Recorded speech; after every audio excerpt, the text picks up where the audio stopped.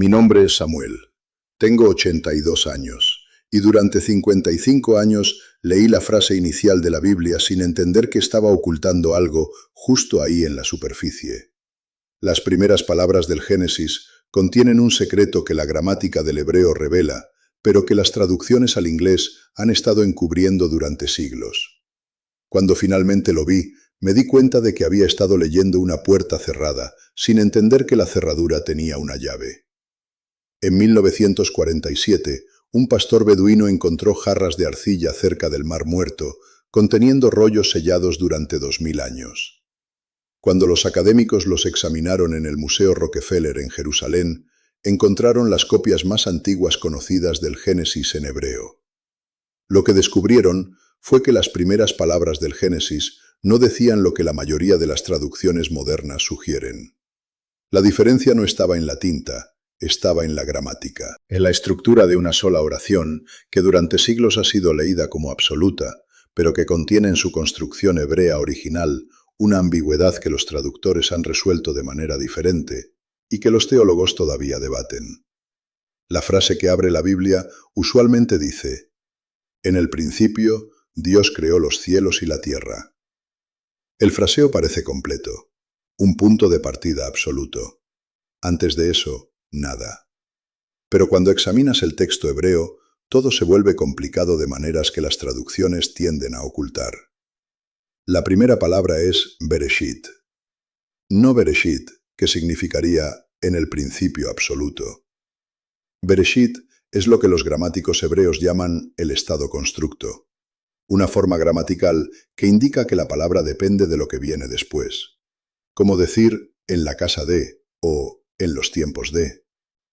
El estado constructo de Bereshit implica que la frase podría traducirse como en el principio de, lo cual requeriría que el versículo 1 no sea independiente, sino subordinado. Cuando Dios comenzó a crear los cielos y la tierra estaba informe y vacía. Esta lectura, que podría parecer una sutileza gramatical, transforma radicalmente el significado. En la lectura tradicional, Génesis 1:1 es el acto de creación. Dios crea de la nada. En la lectura alternativa, Génesis 1:1 es una referencia temporal que sitúa la acción de Dios en relación con un estado preexistente. Cuando Dios comenzó a crear, algo ya estaba ahí. La tierra informe y vacía del versículo 2. La creación no sería un acto de la nada, sino una acción de ordenar el caos preexistente. La pregunta se abre como una grieta. Si la tierra ya estaba ahí, informe y vacía, antes de que Dios comenzara a crear, ¿de dónde vino esa tierra? ¿Qué existía antes de Génesis 1:1? La tradición interpretativa judía fue la primera en confrontar esto directamente. Rashi, el comentarista francés del siglo X, señaló que Bereshit está en estado constructo y por lo tanto el versículo 1 no puede leerse como una oración independiente que describe el primer acto de creación. Su lectura fue: cuando Dios comenzó a crear el cielo y la tierra estaba informe y vacía, con oscuridad sobre la faz del abismo, Dios dijo: hágase la luz. En esta lectura, los versículos 1 y 2 son una introducción situacional y el primer acto verdaderamente creativo no ocurre hasta el versículo 3. Todo lo descrito en el versículo 2, el desorden, el vacío, la oscuridad, el abismo, las aguas, ya estaba ahí cuando Dios comenzó a hablar. Rashi no fue el primero en notar esto. Los rabinos en el período talmúdico ya estaban discutiendo esta pregunta. Los debates registrados en el Talmud de Babilonia no tendrían sentido si el versículo 1 fuera una declaración absoluta de creación de la nada. La tradición cristiana, sin embargo, leyó Génesis 1:1 como creación ex nihilo, de la nada. Esta lectura fue adoptada como una respuesta polémica contra las cosmogonías gnósticas que postulaban la eternidad de la materia o la existencia de un demiurgo que moldeaba material preexistente. Los gnósticos decían que el mundo material era obra de un ser inferior que no había creado la materia, sino que la encontró y la moldeó mal. En respuesta, los teólogos ortodoxos insistieron que Dios era el creador absoluto de todo lo que existe, sin materia preexistente, sin caos preexistente. Pero aquí está lo que no entendía entonces. La polémica contra el gnosticismo, por legítima que fuera, tuvo el efecto de cerrar un debate que el texto hebreo dejó abierto. La gramática de Bereshit no fue cambiada por decisiones doctrinales del siglo II. El estado constructo sigue ahí, en cada tradición textual del Génesis en hebreo. Y el versículo 2, con su descripción de una tierra que ya existe en desorden, antes de que Dios hable, continúa planteando la misma pregunta. El versículo 2 introduce 4 elementos que merecen un examen cuidadoso, porque cada uno contiene capas de significado que las traducciones estándar apenas tocan. Tohu, la falta de forma y el vacío. Josek, la oscuridad. Tehom, el abismo. Y las aguas sobre las cuales se mueve el Espíritu de Dios. Tohu aparece solo 3 veces en toda la escritura hebrea. Aquí en Génesis 1:2, en Isaías 34:11 y en Jeremías 4:23. La rareza es significativa. En Isaías 45:18, Dios dice que no creó la tierra como tohu, sino para que fuera habitada. La palabra no está describiendo el estado original. Está describiendo en lo que la tierra no debería convertirse. Si Dios no creó la tierra como tohu, pero la tierra está en estado de tohu en Génesis 1:2, entonces o tohu es el estado original antes de la creación, o tohu es un estado al que la tierra llegó después de haber sido otra cosa. La diferencia es fundamental. La segunda lectura es la base de lo que la teología llama la teoría del intervalo. Propone que entre Génesis 1:1 y Génesis 1:2 transcurrió un periodo indeterminado durante el cual la creación original fue devastada, y el relato de 6 días describe no la creación original, sino una restauración de un mundo arruinado. Pasé semanas investigando esto. Los textos comenzaron a conectarse de maneras que nunca había notado. En Deuteronomio 32:11, el mismo verbo usado para describir al espíritu moviéndose sobre las aguas, merajefet, es usado para describir un águila revoloteando sobre sus crías. La imagen es de un ave suspendida sobre algo frágil, protegiéndolo, incubándolo. Toda la narrativa toma un carácter diferente. Luego descubrí Tehom, el abismo. Esta palabra tiene una historia. La conexión entre Tehom y Tiamat, la diosa primordial de las aguas caóticas en la mitología babilónica, fue propuesta por Gunkel en 1895. En el Enuma Elish, el poema de creación babilónico, el mundo comienza con aguas. De estas emergen dioses. Marduk derrota a Tiamat, rasga su cuerpo por la mitad y usa una mitad para formar el cielo y la otra la tierra. La creación en el Enuma Elish es un acto de violencia. El Génesis parece ser deliberadamente una desmitologización de ese poema. Los mismos elementos están presentes: aguas primordiales, separación de aguas arriba y abajo a través de un firmamento. Pero el combate divino ha sido eliminado y reemplazado por la soberanía pacífica de un solo Dios que crea por la palabra. Tehom no es Tiamat, pero no es una coincidencia. Es una palabra que evoca el mismo campo de significado, aguas caóticas primordiales. Y cuando aparece sin ser derrotada por Dios, simplemente cubierta por la oscuridad, mientras el Espíritu de Dios se mueve sobre las aguas, produce un efecto teológico preciso. El abismo existe como un escenario pasivo sobre el cual Dios actúa. Pero el texto nunca explica de dónde vino el abismo. Nunca te dice por qué esas aguas existen, las presupone. Job, capítulo 38, contiene un pasaje que ilumina la pregunta de una manera que el Génesis no lo hace. Dios está hablando a Job desde la tormenta. ¿Dónde estabas tú cuando yo fundaba la tierra? Dime si tienes inteligencia. ¿Sobre qué están fundadas sus bases? ¿O quién puso su piedra angular cuando alababan todas las estrellas del alba y se regocijaban todos los hijos de Dios? El pasaje presenta la creación como un acto de construcción arquitectónica observado por las estrellas de la mañana y los hijos de Dios. Estos son seres celestiales. Ya existían cuando Dios estaba fundando la tierra. Estaban presentes antes de los 6 días del Génesis. Y aquí está lo que me impactó. La creación de los seres celestiales no está narrada en los 6 días de Génesis 1. Su creación no está descrita explícitamente en ninguna parte del capítulo 1. Si ya existían cuando Dios estaba fundando la tierra, fueron creados antes de los 6 días. Eso implica la existencia de un reino celestial anterior al ordenamiento del cosmos terrestre. Job 38 no contradice Génesis 1, pero expande el horizonte. Hay más en la historia de la creación de lo que el primer capítulo del Génesis cuenta. El Salmo 104 es lo que muchos académicos consideran el himno de creación más elaborado en la escritura hebrea.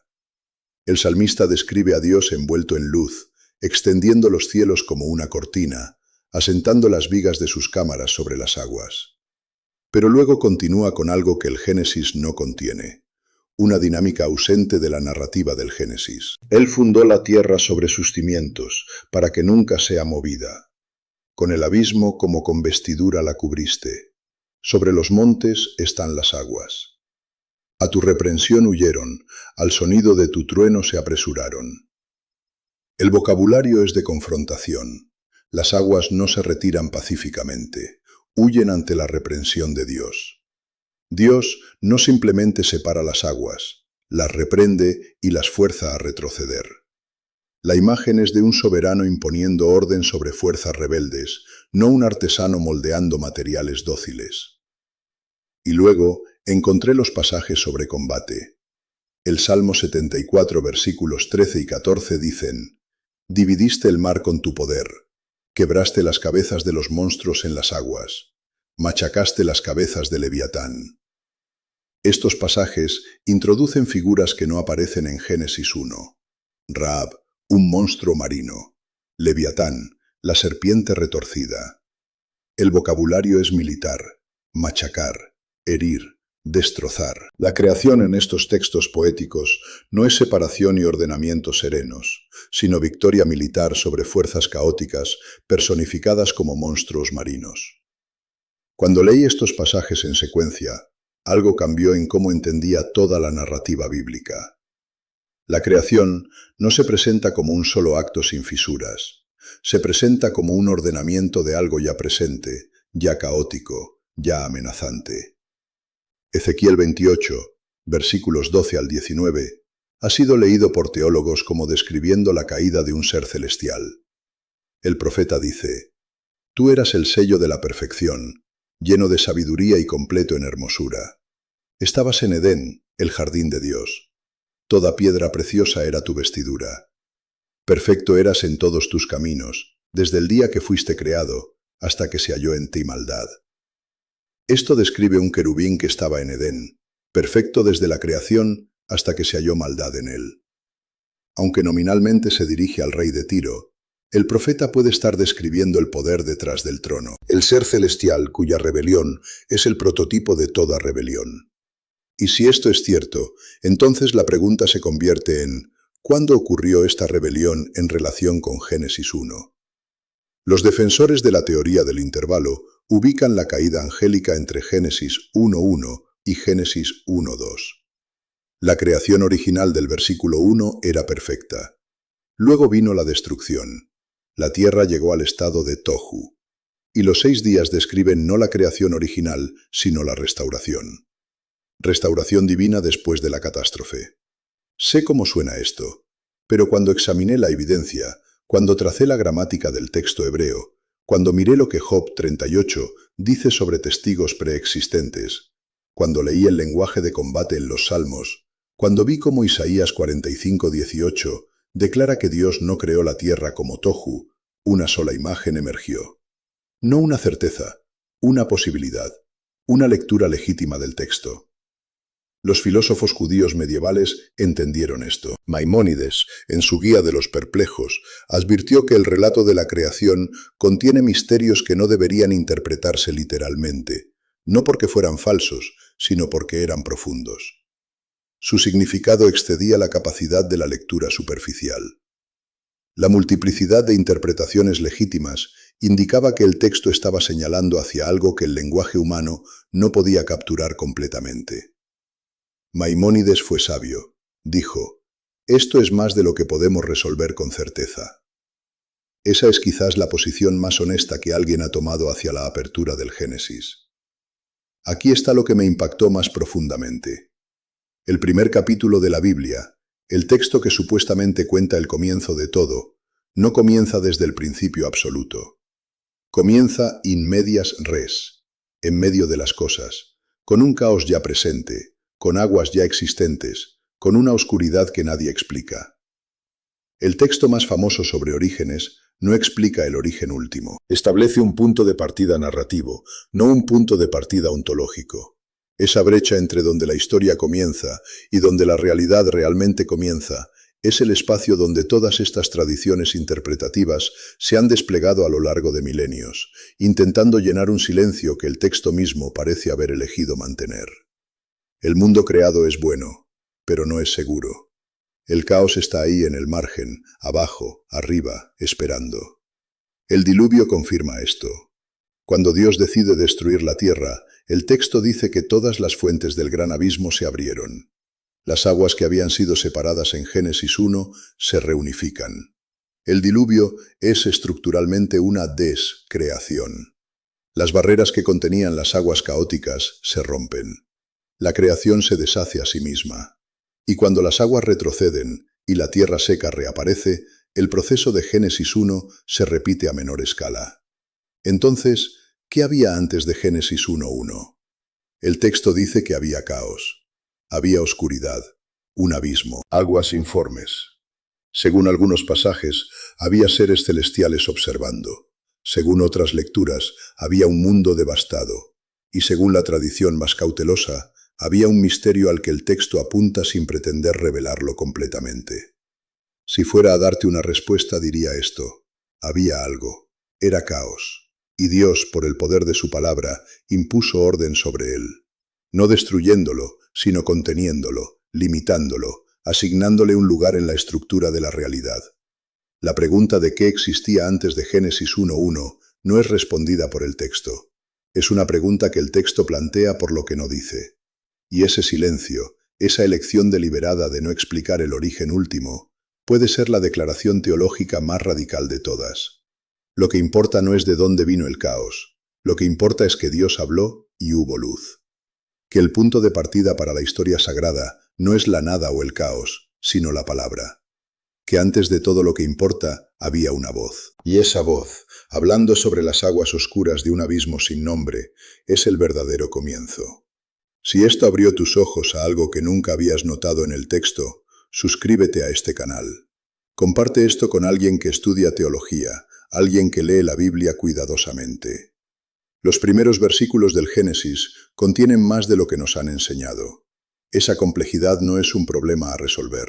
Es una invitación a pensar más profundamente sobre lo que significa que Dios creó, no de la nada absoluta, sino desde la soberanía absoluta, imponiendo orden sobre el caos, a través del poder de una palabra que resuena a través de la eternidad. Soy Samuel, tengo 82 años, y el comienzo es mucho más misterioso de lo que nos han enseñado.